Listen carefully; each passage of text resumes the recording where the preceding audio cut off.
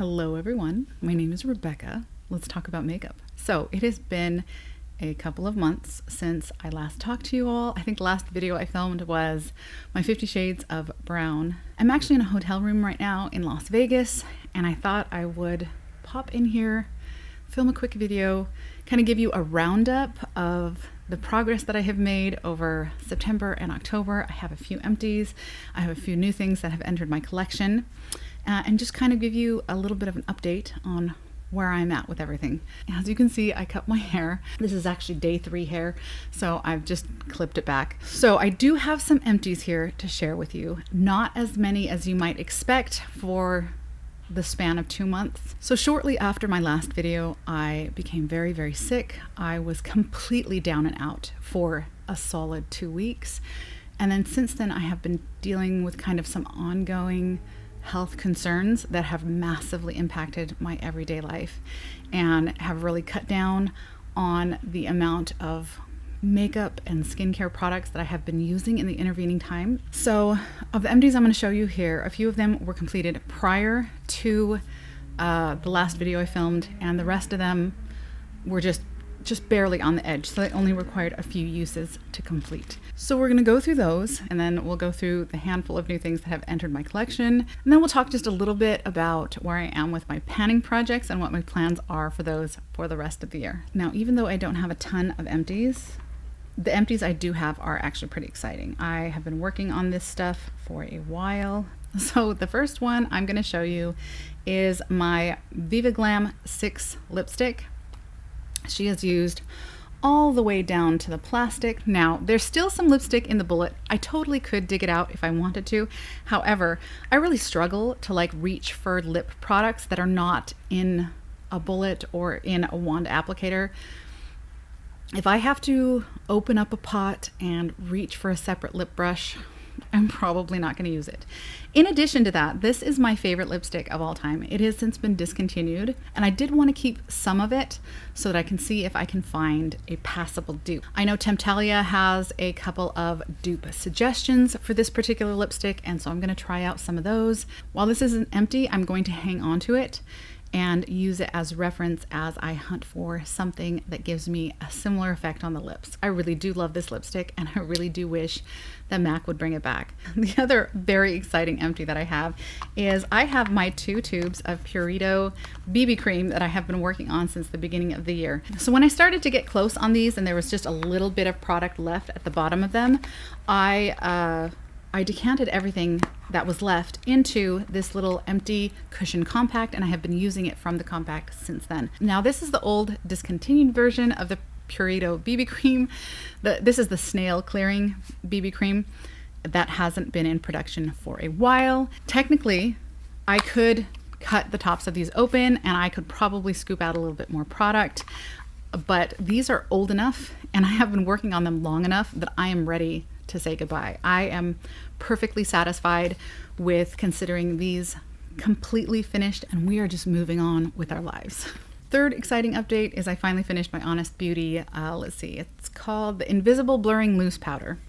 This is, if you can see, I actually had to take the sifter out of this in order to get to the last little bits. I really, really loved this powder. As a combo oily girl, this is just a lifesaver for me in the summertime, in particular when my oil production kind of goes into overdrive. This is the only thing that will actually keep me matte for a significant period of time. Most other powders, I will put them on, it'll mattify nicely, and then 15 minutes later, it's like I didn't do anything. So in the summertime, when I really do struggle with kind of turning into a grease ball, regardless of the products that I'm using, this one will actually keep me matte for a significant period of time. Really, really love this product. I will definitely repurchase this, but I'm probably going to hold off on buying another one until the summer. It's wintertime right now, and during the winter, my skin is a lot more normal than it is oily, so this is a little bit of overkill for me. It's not super necessary for me to have this mattifying of a powder, so I will probably be waiting until the weather starts to warm up next summer before I purchase another one of these. 2 more empties. These are just little skincare empties. I finally finished my Dear My Do Tranexamic Acid 5% serum. I've really, really enjoyed this and have already repurchased a new one. I also completed my Neutrogena Hydro Boost Water Gel with sunscreen. It's got an SPF 15 in it, so this was never a sunscreen for me. I purchased this as a lightweight moisturizer. It was fine for that, but the inclusion of the sunscreen, which I think is unnecessary, especially at such a low level, it would make my eyes sting a little bit, which is not my favorite. So I probably would not repurchase this particular moisturizer.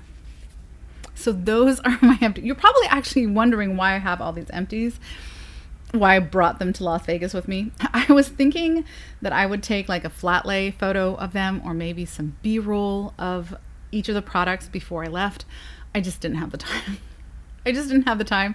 So last minute, as I was packing, I just shoved everything into a bag and put it in my suitcase. And here we are. So now, now I can get rid of everything except for, of course, these two. I'm keeping this for future use and this to find a dupe. So I'll pack these two home with me, and the rest of it can go in the bin. Okay, so let's talk about the things that entered my collection over the last couple of months. Not a ton, but more than I would expect given how little makeup I've been wearing over the last couple of months. But initially, I didn't quite realize that that was how it was going to go. So I do have a few things here. I came across the Give Me Glow Cosmetics website and a sale that they were having. Give Me Glow Cosmetics is an indie brand that I originally heard of from Smithy Sony here on YouTube. I will put a link to her channel below. I really, really enjoy her reviews. She does a lot of content that's focused on indie cosmetics. So I went to their website and they were having a big sale on a bunch of lip liners. If you've seen last year's inventory, I don't need any more lip liners, but I'm always on the hunt for that perfect lip liner. And I had a lip liner that I finished earlier this year. At this point, I finished 2 lip liners, and one of them was just my go-to. It was one of my favorite lip liners to mix in to create other lip combos, and I was just really sad without it.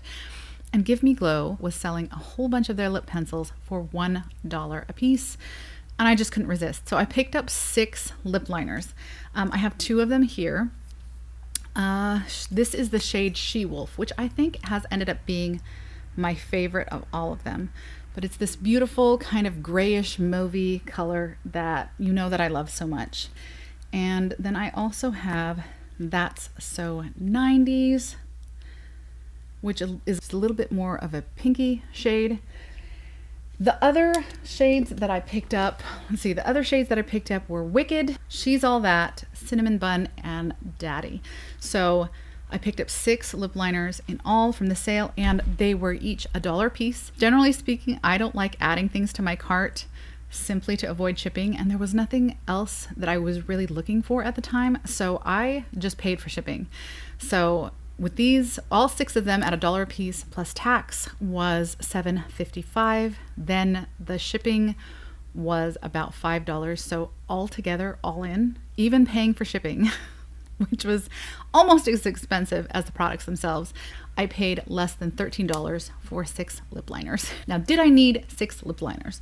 No, of course I did not need 6 lip liners, but so far I have really enjoyed these.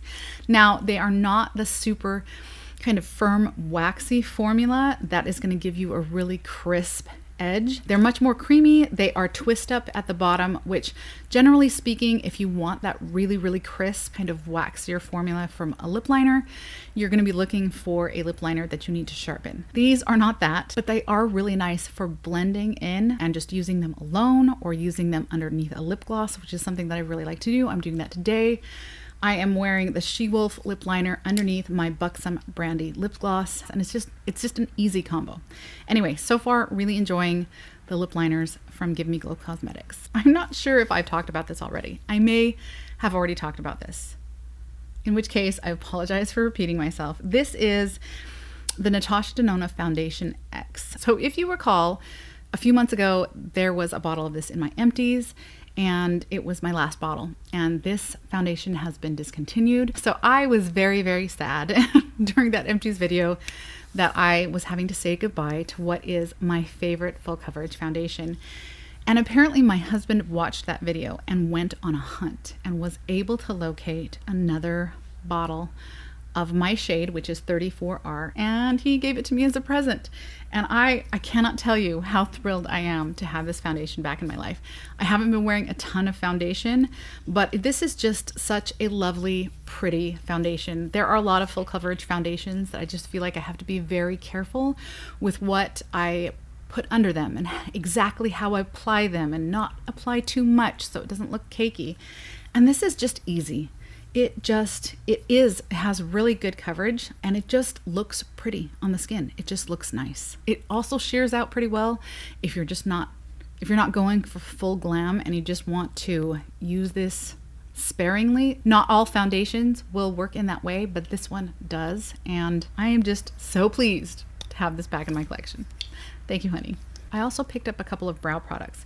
Now the brand is Lang Mani. You can pick it up on Amazon, and I don't know, I feel like they're just a few bucks each. I have another one of these in the shade Black that I have been using, and I kind of wanted to try the, it doesn't actually say on the pencil here, but this is a soft gray color. So basically when I'm looking for an eyebrow pencil, I'm looking for something that has zero warmth.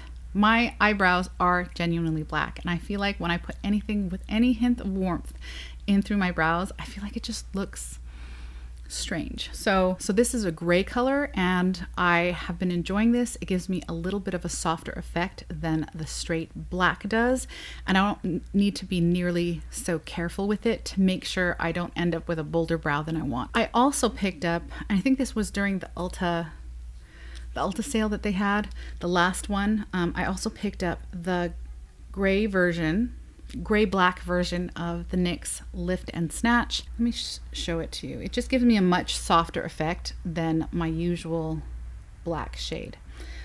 So I have been enjoying that. I really do love the Lift and Snatch. I think it's a product that I'm just always going to have in my collection because it is, in my opinion, the best brow pen that I have ever come across. During that same sale, I also picked up a Buxom, I can't remember exactly what it's called. I will put it up here on the screen because I don't have it here with me, but it was a variation on their formula that I have never tried before, and they had the shade something plum. It was something plum. Now, the shade is not perfect for me. I do like plum shades. I felt like this ended up being a little bit more berry on the lips than I was really hoping for, but despite that, I am still enjoying it. I love Buxom's lip glosses. Their lip polish and lip cream is kind of neck and neck for my favorite lip gloss formula of all time. My favorite shade is Brandy, which is one of the lip polish shades. I actually have it. I'm wearing it today. My favorite lip gloss of all time. Just adore it. I've gone through countless tubes of it, and this is almost ready to be an empty as well. I also grabbed another bottle of the tranexamic acid serum from Dear My Do. I really do like this stuff, and I will continue to use it until I find something better. I have 3 more things. Sephora's fall sale just ended yesterday. So the day before yesterday, I went to a Sephora down here on the Las Vegas Strip, and I picked up 3 items. First thing that I picked up was the Sephora Favorites Lash Stash to Go. So as you know, I don't wear a ton of mascara. For the last 2 or 3 years, I have almost exclusively been wearing the little DIY lash extensions, the little tiny clusters that you kind of glue on the underside of your eyelashes. Because of that, buying a full-size mascara just seemed not particularly economical because it's not the sort of thing that you can hang on to for ages and ages. So I wanted to pick up just a little sample pack. So this is the sort of sampler. There's 5 travel-sized mascaras in here. I have been using the Fan Fest since I picked this up, and I have really been enjoying that. It's also got the Grande Lash mascara, the Lancome Idole mascara, the Milk mascara, and the Tartelette XL from Tarte. None of which I think I have tried before.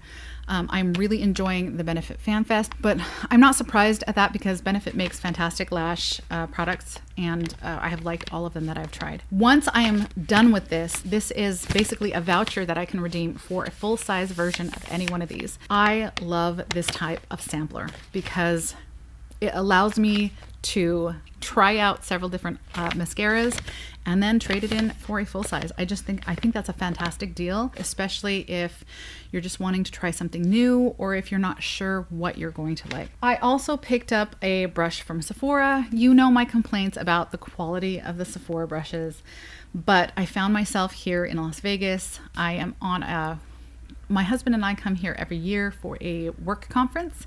We're going to be here for a week, and I forgot to bring a brush that I could apply bronzer or powder with. So all of my brushes were just little brushes. I had a foundation brush. I have a foundation brush that's way too densely packed for me to apply bronzer with. So this is not the pro line. This is kind of the step down from that.